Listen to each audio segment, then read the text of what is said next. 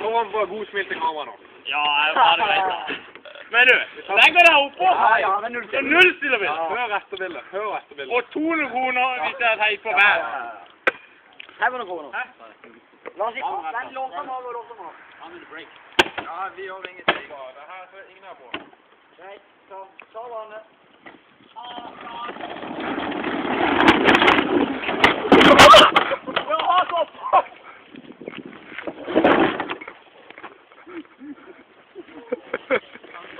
Ja, så flaks at ikke hun gikk i fjellet.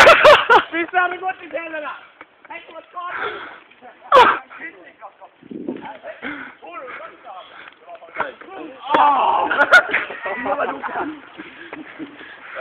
Og ryggen!